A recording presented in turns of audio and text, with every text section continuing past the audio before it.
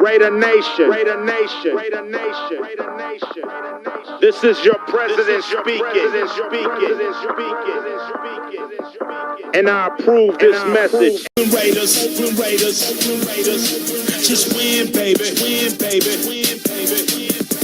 Don't need no invitation. We are that Raider Nation. We rock that black and silver.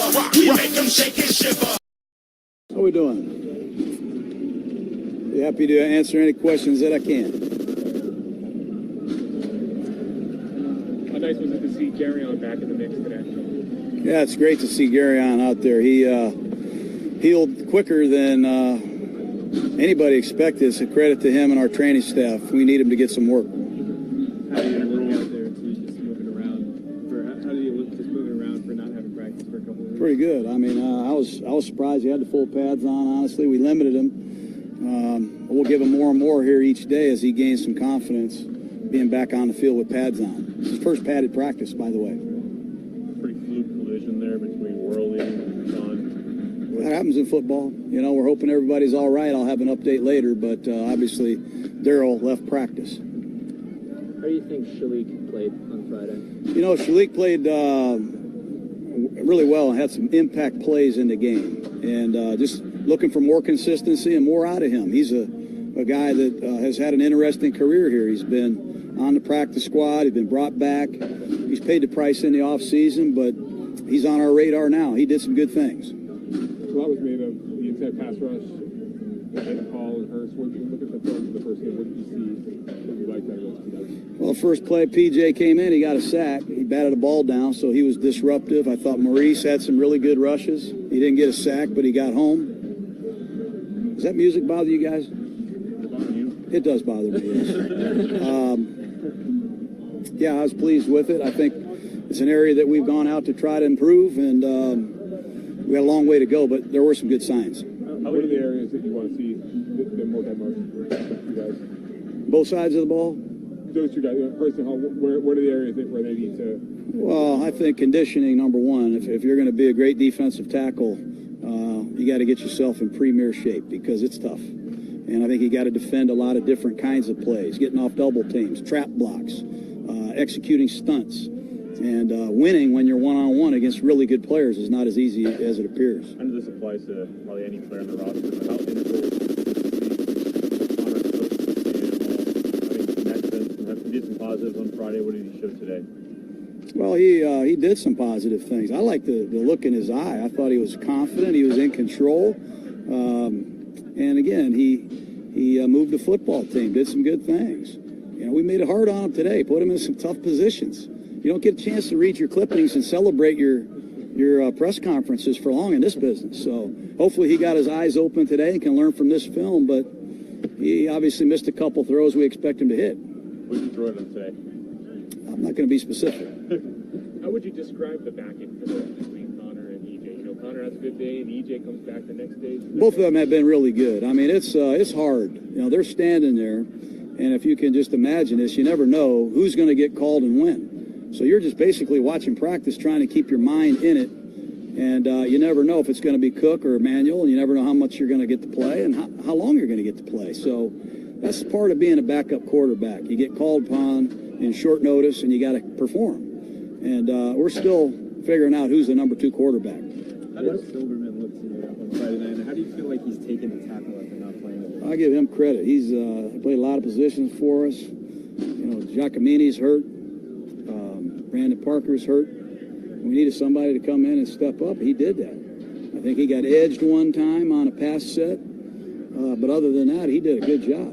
And I said it a couple times here. You can only keep so many linemen, and you can only have so many linemen available on game day. And he's going to have to play emergency tight end. He's going to have to play emergency guard and tackle. And right now, he's answering the bell in those areas. Is that almost stepped up to battle for that spot? He's in the mix. You know, I just have high expectations for him. I probably have way too high of expectations for Sharp. And I raised the bar 4 more inches today. Every time he gets close, I seem to raise it too far for him. But I have high expectations for that young man. And we're going to keep pushing him until he gets there. There John, is that almost situation today, where you were upset? I think was it Connor didn't break the huddle properly?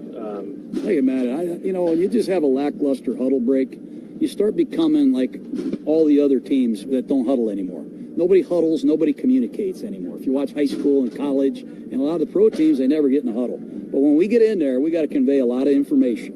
And when we get out of there, we got to break the huddle together and crisply so we can get lined up and get moving. And I put that on the center, and I put that on the quarterback. And I guess I got a little upset. With all the injuries, John, that you guys have suffered on the offensive line, how important is what Tom Cable is doing with these guys? Well, that's what Cable does. I mean, that's what Cable does. He's going to find 5 Cable guys, I call them. And right tackle goes down, and somebody steps up. And I think if you look around the league last year, there's one team, only one team that had all their starters available for all 16 games. That was the Rams. I mean, my brother had 20 different combinations. It was ridiculous. So get used to it. You know, we got to get some versatility. We got to be able to adapt on who's up, who's down, and that's why Tom Cable's here. He's a great line coach. How important was that to get him to come back here, then, considering his history that he had here as well? Yeah, that's great. I think I said it when we hired him. I'm as proud of our coaching staff as anybody's in the league. I'll take these guys against anybody. And his history here and his background as a championship coach is certainly going to be beneficial for a lot of us. What did you think about the Carl Joseph hit, this flag? Did you think that was? I don't want to talk about it anymore. It's safety. Don't get your head out of there. I'm tired. I didn't like a lot of the calls in the game. I mean, first play of the game, my tight end got thrown on the ground. The next play of the game, we have a 60-yard run called back. I thought there was pass interference on the bomb to Martavis Bryant. I'm not going to stand up here and question every call, but I'm going to do the best I can to make those 3 points. Was Bryant dealing with something today? He's got a headache somewhere. He's in his room. He's got a headache, and hopefully he gets well soon. What do you think about Khalil's development? There's a guy that really stepped up. Man, he had a great game. He's physical. I think he's more and more of a complete linebacker. He's getting more comfortable in pass coverage. I think he's a presence in the middle of our defense right now, and something that is not going unnoticed with his teammates and coaches. Can he be a 3-down linebacker, you think? That's the goal. That's the goal. It takes a lot of work. He's still a young linebacker. He's learning a new defense, but he's earning more and more looks.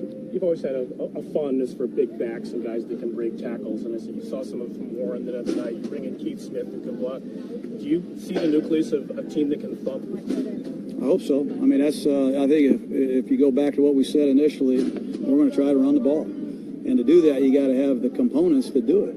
We got a blocking tight end. We got 2 blocking tight ends. We got a big fullback. We've got 2 backs in this league that have gained almost 1,500 yards. And Chris Warren is a good player. And the 2 other guys ran hard, Washington and Richard. So, I think we will be able to run the ball to some degree, but it's going to be a team thing. Brando has missed the brunt of training camp. What's the nature of his absence? Just a knee. He still has some pain and some swelling in his knee and some proving, and hopefully we get him out soon. Last time we spoke, you said you were still evaluating Melifonmu's situation. Is there any updates on that? He's still injured, still being evaluated. He's being looked at. I don't have anything official. He's still being evaluated. 2 more guys after the weekend off and coming in today. Is Penn closer? Where do you think Penn is? Don't know that either. Be an ongoing process. We'll just update you when we know something. How do you feel about how you came out of the game injury-wise? Pretty good. I mean, we had a number of players that couldn't play going into the game. I'm anxious to get Gilchrist back out here and Conley. I'm anxious to see Arden Key. We need to get Brandon Parker on this field and play in games. We had a number of guys that were unable to play. Hopefully we could get them up and get them going against the Rams a little bit. But we came out pretty good. Pretty good indeed. Feels good. Okay. All right, guys. Have a great day.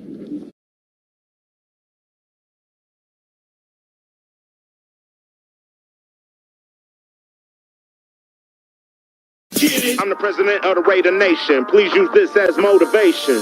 If you want a piece of this, you can come and get it. I'm the president of the Raider Nation. Please use this as motivation. If you want a piece of this, you can come and get it. I'm the president of the Raider Nation. Please use this as motivation.